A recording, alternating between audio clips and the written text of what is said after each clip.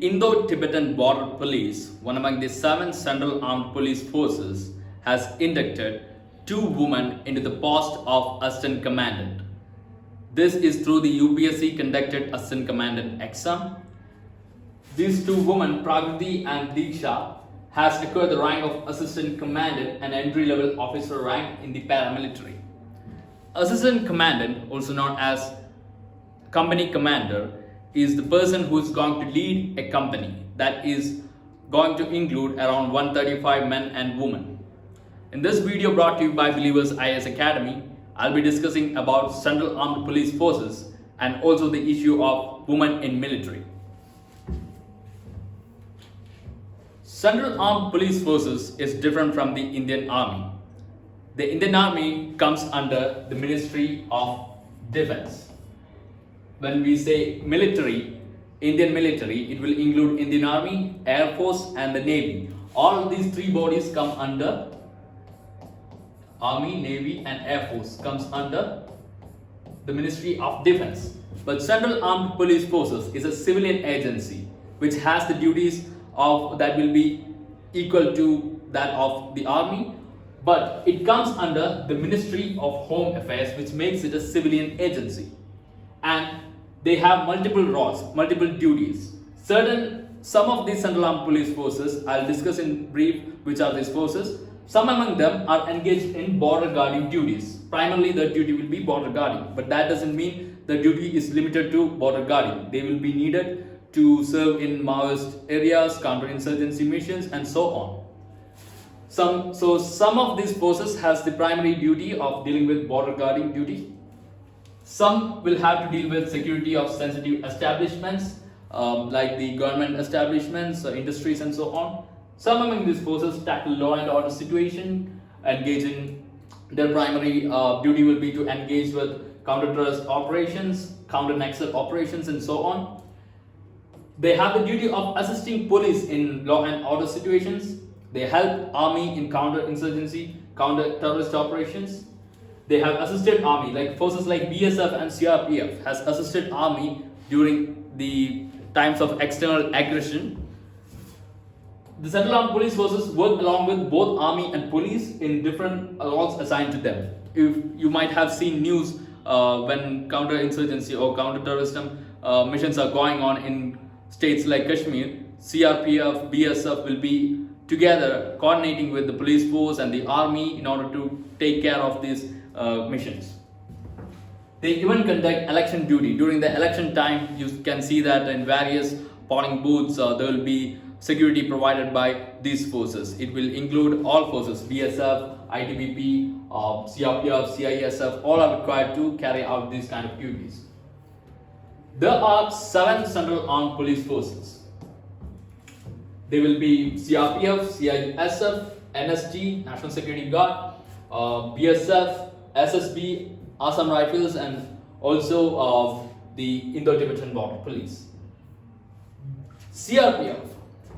The primary duty of the Central Reserve Police Force is to deal with counter-terrorism missions. So they are mainly posted in the red corridor area where we are facing the Naxalism issue. The main duty is to deal with law and order situation and engage in counter-terrorism activities, counter-terrorism missions, engage in counter-insurgency missions and so on. The Central Industrial Security Force is supposed to provide security cover to industrial establishments. For example, nuclear reactors, airports, PSUs and so on. The National Security Guard is a allied force. It's almost like a special force. You might have seen the 2008 Mumbai attack news, right? So the force that dealt with these terrorists were the National Security Guard. So they are highly trained commandos and they recruit people from these Central Armed Police Forces like BSF, CISF, even from state police and even from army. So in NSG you can find 2 divisions like SAG, Special Action Group and Special Rangers Group. So these Special Rangers Group people will be selected from the police forces, Central Armed Police Forces and so on. the SAG people are mostly from the Indian Army, the Indian military. Then you have the border security force. The border security force is supposed to guard our border between the Pakistan, the India's border with Pakistan, and also Bangladesh. This map you can see they will be operating from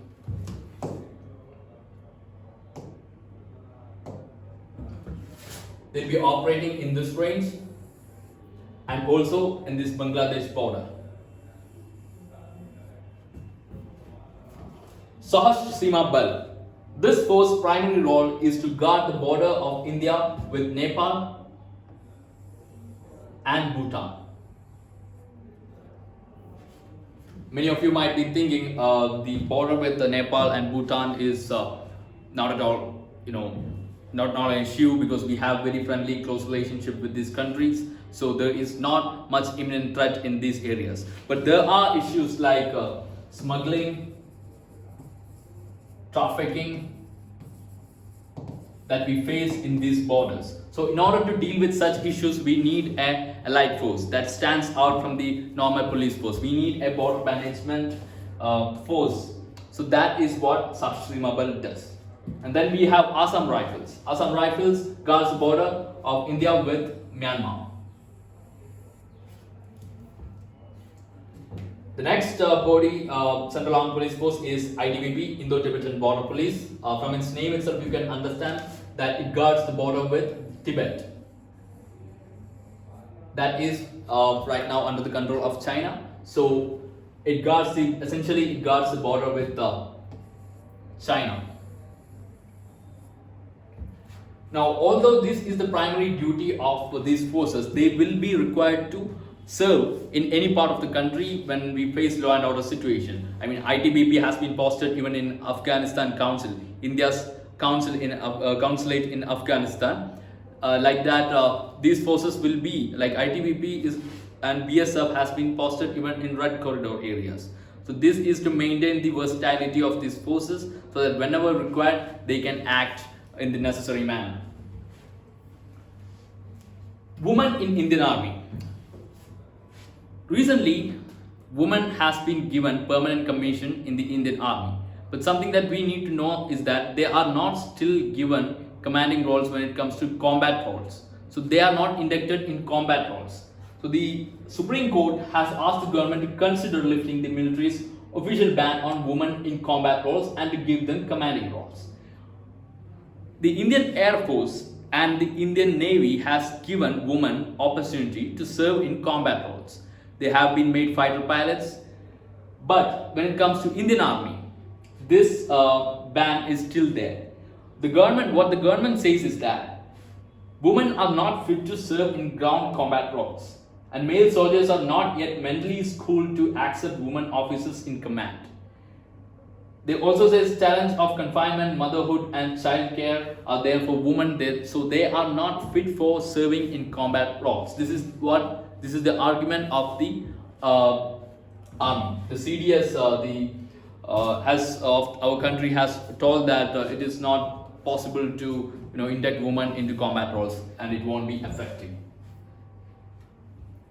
But if you consider the history of women in military, like recently, what we have seen is that Army, Air Force, and Navy began inducting women in as short service commission of officers to officer level directly to lieutenant post. We have started inducting them since 1992, but not in combat roles. But in 2015, Indian Air Force decided to induct them into the fighter stream. That there is an opportunity for women to become a fighter pilot. That is a combat role.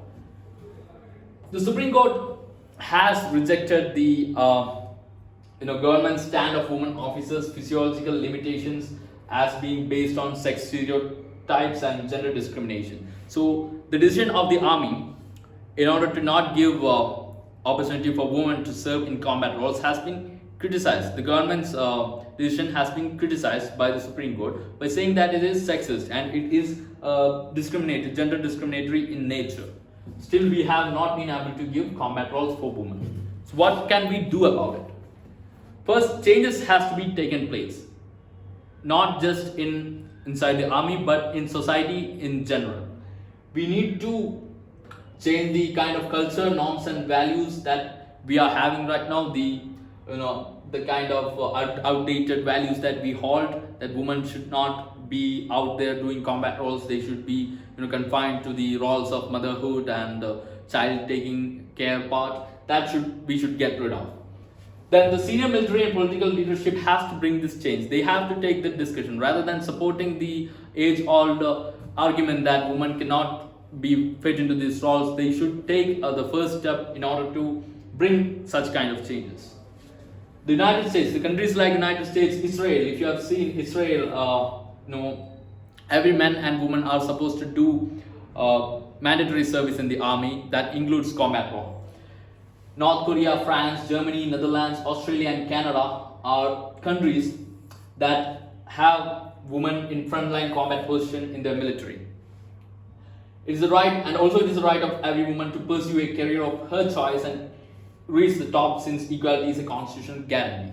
Though equality is a constitutional guarantee, we know that for the army, the officers in the army or the soldiers in the army do not have access to all fundamental rights, right? But it is not good to deny such a constitutional right of equality to women in our country. We should be, these countries are already providing combat roles for women in the military, and everything has been good so far. So we should not be taking it away from the women of our country. And if you consider the Central Armed Police Forces, the kind of duty that they do is very similar to that of the Indian Army. Although Indian Army is primary duty is to defend the country and to prevent the external aggression, to fight against external aggression. Even if you consider the Border Security Force, ITBP, Assam Rifles and so on, they are also engaged in the same kind of duty. And the Central Reserve Police Force, Central Industrial Security Force, NSG, all these people are fighting counterinsurgency missions and so on, which are dangerous. And women are in these combat roles and they are doing pretty well. So it is time that we set aside all these predated, outdated values and norms and try, take a step forward in order to bring women into combat roles in our military.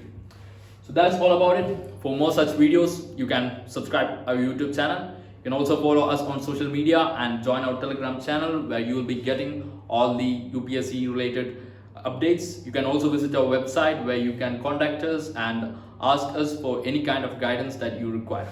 Thanks for watching the video.